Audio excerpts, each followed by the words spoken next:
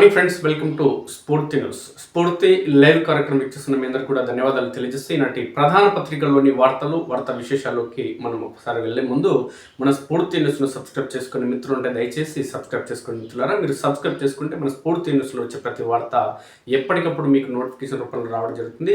అదేవిధంగా మీ ప్రాంతానికి సంబంధించిన సమస్యలు ఏమున్నా సరే, మీ మండలం కావచ్చు, గ్రామం కావచ్చు, తండా కావచ్చు, నియోజకవర్గం, జిల్లా ఏదైనా సరే, మీరు ఎక్కడ నివాసం ఉంటున్నా మీ ప్రాంతానికి సంబంధించిన సమస్యలు, అభివృద్ధి కార్యక్రమాలు మా దృష్టికి తీసుకొస్తే ఖచ్చితంగా మన స్ఫూర్తి న్యూస్లో ప్రసారం చేద్దాం. అందుకోసం మీరు చేయాల్సింది 8919793547 నెంబర్కి వాట్సాప్ లేదంటే సామాన్య కాల్ ద్వారా సమాచారం ఇవ్వచ్చు మిత్రులారా. ఇక దేశంలో అనేక రాష్ట్రాల్లో ఎన్నికలు నిర్వహించనున్న ఈ నేపథ్యంలో ప్రధానంగా 4 రాష్ట్రాలకు సంబంధించిన ఎన్నికలు, అదేవిధంగా ఒక పుదుచ్చేరికి సంబంధించినటువంటి ఎన్నికలు అంటే ప్రత్యేక కేంద్రపాలిత ప్రాంతానికి సంబంధించిన ఎన్నికలకు సంబంధించి నోటిఫికేషన్ అనేది విడుదల కావడం జరిగింది. నేపథ్యంలో దేశవ్యాప్తంగా దీనికి సంబంధించి చర్చ అనేది కొనసాగుతుంది. ప్రధానంగా తమిళనాడు రాష్ట్రంలో కూడా టీవీకే పార్టీ అధినేత సినీ హీరో విజయ్ దళపతితో కూడా అక్కడ బీజేపీ పొత్తు పెట్టుకొని ఖచ్చితంగా స్టాలిన్ గద్దదించేందుకు ప్రయత్నం నడుస్తుంది. దాంట్లో సక్సెస్ అయ్యేందుకు కూడా అవకాశం ఉంది. తమిళనాడుకు సంబంధించి 234 అసెంబ్లీ స్థానాలు ఉండగా ఏప్రిల్ 23న ఒకే దఫలో ఎన్నికలు నిర్వహించనున్నారు. తమిళనాడులో అధికారాన్ని నిలబెట్టుకోవాలని డిఎంకే అధినేత ముఖ్యమంత్రి స్టాలిన్ కృషి చేస్తున్నారు. తమిళనాడులో అన్నా డిఎంకే, కేరళ, అస్సాంలో కాంగ్రెస్ ఎన్నికల్లో చావో రేవో అన్నంతగా పోరాటం ఖాయంగా కనిపిస్తోంది. తమిళనాడులో డిఎంకే, ఏఐఏడిఎంకే ప్రధాన పోటీ నెలకొంది. తమిళనాడులో వరుసగా రెండోసారి గెలిచి ఇదివరకు జయలలిత నెలకొల్పిన రికార్డును సమన్ చేయాలని ముఖ్యమంత్రి స్టాలిన్ ఉవ్విలుడుతున్నారు. ఇదివరకు కరుణానిధి, జయలలిత మధ్య హోరాహోరీ నెలకొన్నప్పుడు ఆ రాష్ట్రంలో 5 ఏళ్లకు ఒకసారి అధికారం మారే సంప్రదాయం కొనసాగేది. అయితే 2011-16 ఎన్నికల్లో జయలలిత నేతృత్వంలోని ఏఐఏడిఎంకే వరుసగా 2 సార్లు అధికారం చేపట్టి ఆ సాంప్రదాయాన్ని చెరిపేసింది. ఎన్డీఏ కూటమిలో ఉన్న ఏఐఏడిఎంకే సినీ నటుడు విజయ్ నేతృత్వంలోనూ ఏర్పడిన టీవీకే పార్టీని తమతో కలవాలని కోరుతూ వ్యూహాలు రచిస్తుంది బీజేపీ. తమిళనాడుకు సంబంధించి పరిస్థితులు ఏంటి అనేది ఒకసారి చూస్తే, తమిళనాడు రాష్ట్రం ఏర్పడినప్పటి నుంచి ఎప్పుడు కూడా ఒక పార్టీ అధికారంలో ఉంటే ప్రతిపక్షంలో ఉన్నటువంటి పార్టీని ఆ నెక్స్ట్ ఎన్నికల్లో అధికార పార్టీలో చేర్చడం, అధికారం ఇచ్చేది. సేమ్ కేరళ మాదిరిగానే తమిళనాడులో కూడా మళ్ళీ అధికార పక్షానికి ప్రతిపక్షం హోదా, ప్రతిపక్షానికి అధికార హోదా ఇస్తూ అంటే ప్రభుత్వ మార్పిడి జరిగేది నిరంతరం. ఈ పరిణామాల నేపథ్యంలోనే జయలలిత మాత్రమే వరుసగా 2 సార్లు తమిళనాడు రాష్ట్రానికి ముఖ్యమంత్రి అయ్యి ఆమె రికార్డు సృష్టించడం జరిగింది. ఆ రికార్డును సమన్ చేసేందుకు ఈరోజు స్టాలిన్ ప్రయత్నం చేయడం జరుగుతుంది. స్టాలిన్ తండ్రి కరుణానిధి, జయలలిత మధ్యనే నిరంతరం దశాబ్దాల పాటు రాజకీయం వైరంతో అనేది కూడుకొని రాజకీయ వైరం అనేది కొనసాగింది. ఈ రాజకీయ వైరంలో భాగంగానే కరుణానిధిని వరుసగా 2 సార్లు ఓడించి తమిళనాడు ముఖ్యమంత్రిగా జయలలిత రికార్డు సృష్టించడం జరిగింది. అయితే తన తండ్రిపై నెలకొల్పిన జయలలిత రికార్డును సమన్ చేస్తూ వరుసగా 2 సార్లు ముఖ్యమంత్రి కావాలని కోణంలో స్టాలిన్ ప్రయత్నం చేయడం జరుగుతుంది. అయితే ఇక్కడ తమిళనాడు రాష్ట్రంలో అక్కడ టీవీకే పార్టీకి సంబంధించిన అధినేత సినీ నటుడు దళపతి విజయ్కి సంబంధించి విజయ్ని తమ పార్టీతో పొత్తు పెట్టుకోవాలనే కోణంలో బీజేపీ పార్టీ ఇప్పటికే వ్యూహాలు రచించడం జరుగుతుంది, రాయబారం పంపడం జరుగుతుంది. అందులో భాగంగానే విజయ్ పార్టీకి అత్యధికంగా 80 సీట్లు ఇవ్వడం అనేది ఆ రాష్ట్రంలో ఉన్నటువంటి అసెంబ్లీ ఎన్నికలకు సంబంధించి ఆయన పార్టీకి 80 సీట్లు ఇవ్వడం, అసెంబ్లీ స్థానాలు. అదేవిధంగా బీజేపీ పార్టీ అనుబంధ పార్టీ అయితే 2 పార్టీల మధ్య టీవీకే, బీజేపీ అనుబంధ పార్టీలు కనుక గెలిస్తే అక్కడ విజయ్కి, దళపతి విజయ్ హీరోకి సంబంధించి డిప్యూటీ సీఎం చేస్తామనే కోణంలో అక్కడ హామీ ఇవ్వడం జరుగుతుంది. ఇందులో ప్రధాన భూమిక పోషిస్తున్నది AP deputy CM Pawan Kalyan. దీని అంశానికి సంబంధించి ఇప్పటికే విజయ్తో ఆయన మాట్లాడడం జరిగింది. సినీ నటుడు విజయ్ ఆయన సినీ పర్సన్ నుంచి రావడం జరిగింది.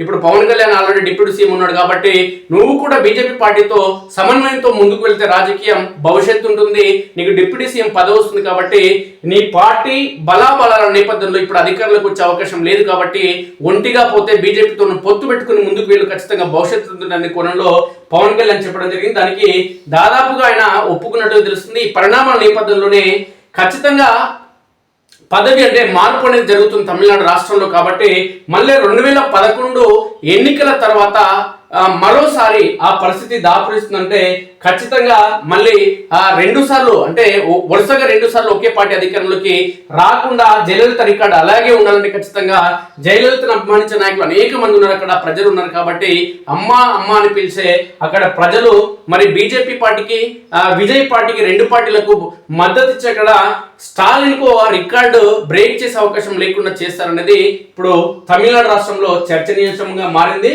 ఒకసారి చూద్దాం. తమిళనాట కూటముల వేట, దృఢంగా డిఎంకే పార్టీ అన్నా డిఎంకేకు దూరం అవుతున్న కీలక నేతలు, పొత్తులు తేల్చని విజయ్.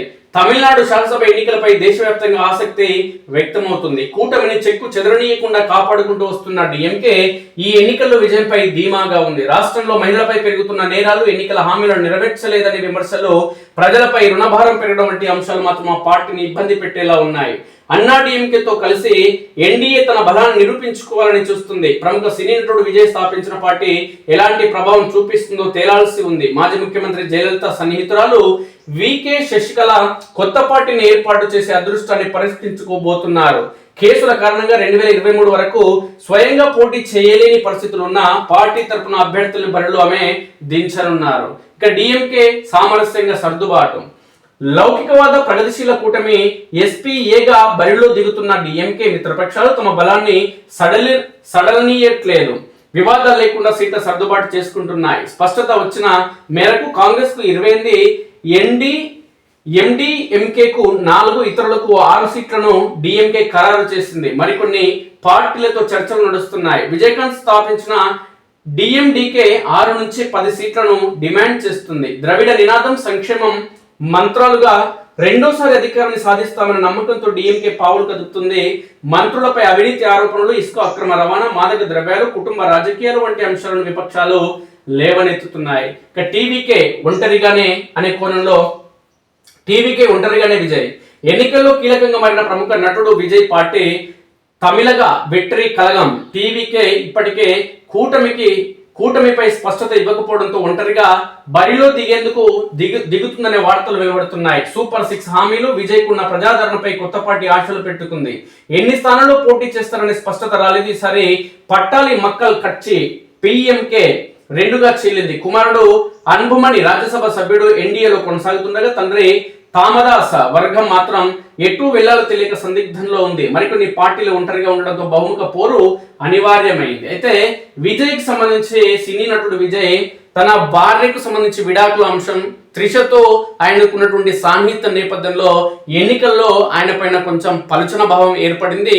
సొంత భార్యకి, కుటుంబ సభ్యులకు విలువనివ్వని వ్యక్తి, అదేవిధంగా వాళ్ళని చూసుకోలేని వ్యక్తి రాష్ట్ర ప్రజలను ఏ విధంగా చూసుకుంటారని కొన్ని ప్రతిపక్షాలు విమర్శలు చేసే అవకాశం ఉంది. ఈయన గనక బీజేపీతో పొత్తు పెట్టుకుంటే రాజకీయ భవిష్యత్తు ఉంటుంది.